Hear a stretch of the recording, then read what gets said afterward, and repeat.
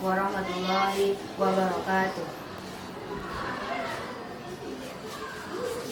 A'udzu billahi minasy syaithanir rajim.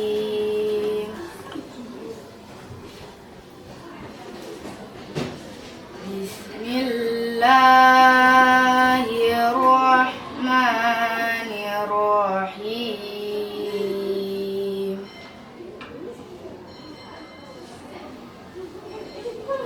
Walaqad mananna 'ala Musa wa Harun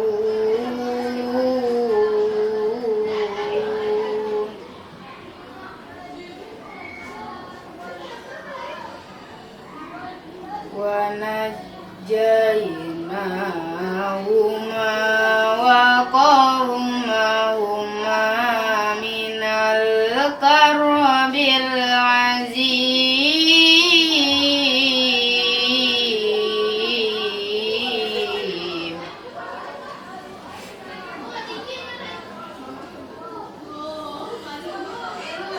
Wa nasarnahum fakanu humul ghalibin.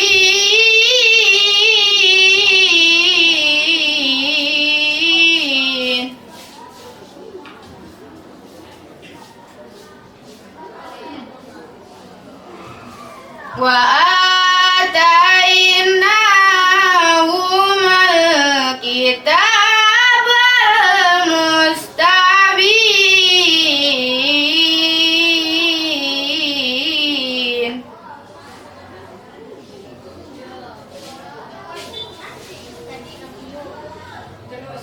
Wa hadainahumas siratal mustaqim.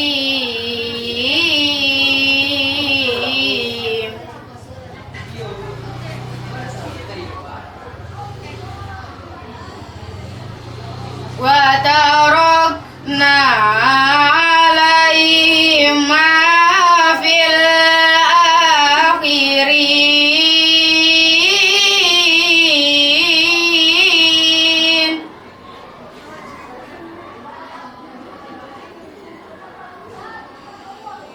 Salamun 'ala Musa wa Harun.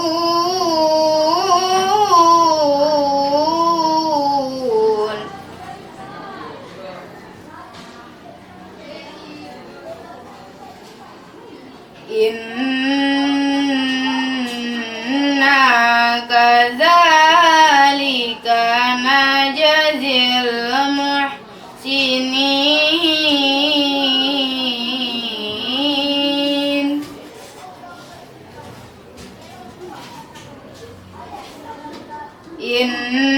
Innahuma min ibadinal mu'minin.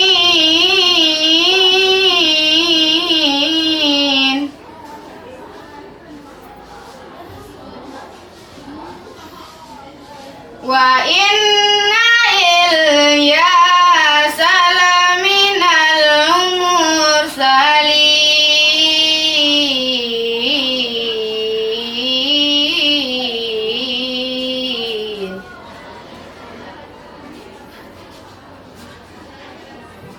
Wa inna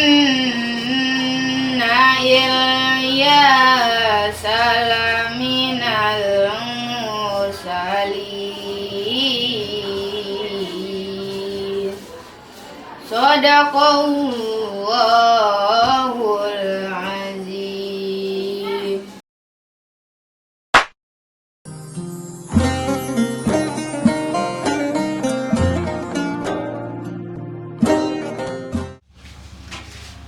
Assalamualaikum warahmatullahi wabarakatuh. Innal hamdalillah nahmaduhu wa nasta'inuhu wa nastaghfiruh wa na'udzu billahi min syururi anfusina wa min sayyiati a'malina. Awalan hayya nashkurullah azza wa jalla li'anna qad atana ni'matan katsiratan fi hazihil mubarak. Thumma salatan wa salaman ala Rasulillah Muhammad sallallahu alaihi wasallam. Sahabat sapa yang dirahmati oleh Allah Subhanahu wa taala. Pertama sekali marilah kita untuk senantiasa mengucapkan puji dan syukur atas kehadirat Allah Subhanahu wa taala. Allah yang Maha Pengasih, Pelimpah Kasih. Allah yang Maha Penyayang, Pencurah Sayang.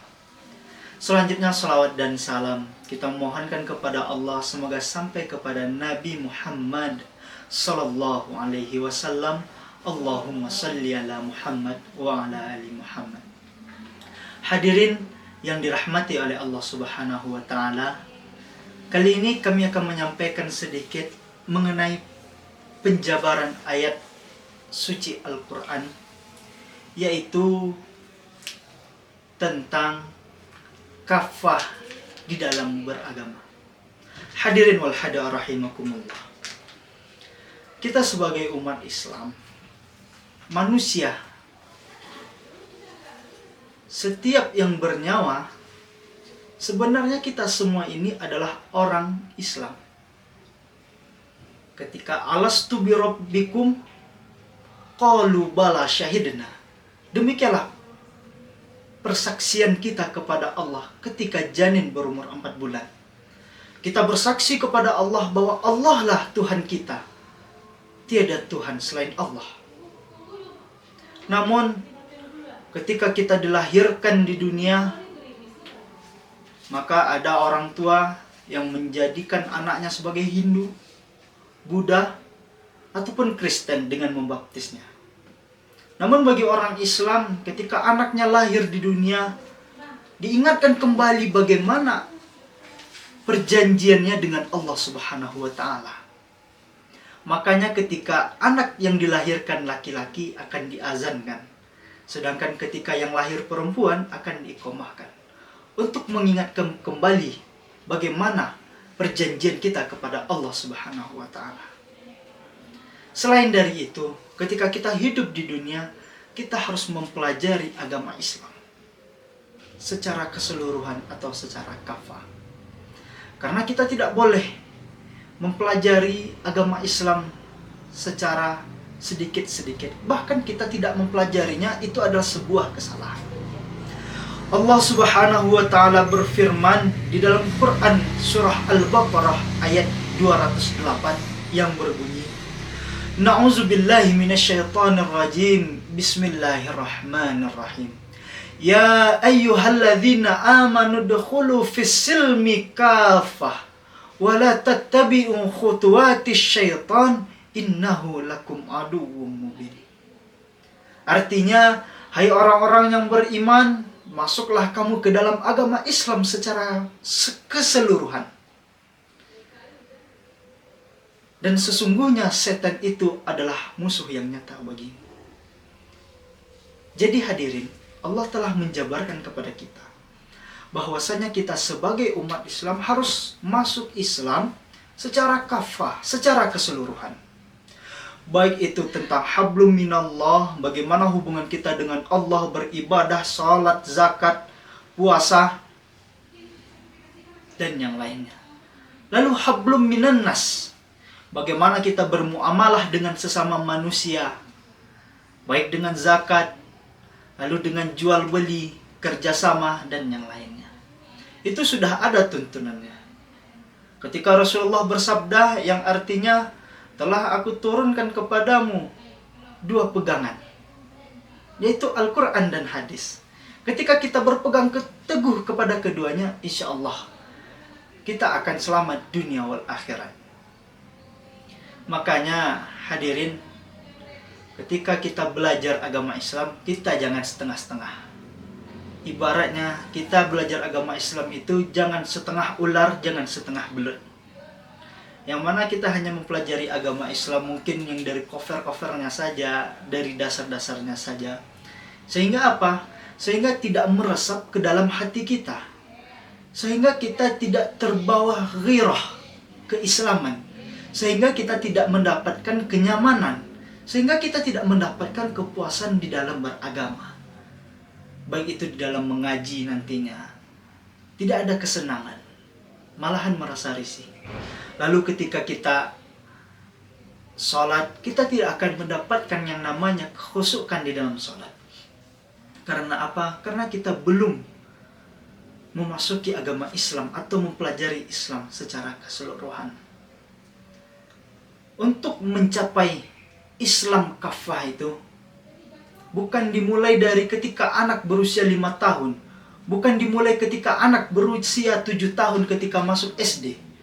Namun belajar kafah ini, kalau kita dalam membangun rumah tangga, yaitu dimulai dari kita mencari ibunya. Sehingga ketika nanti ibunya bisa diarahkan oleh seorang suami, oleh ayah.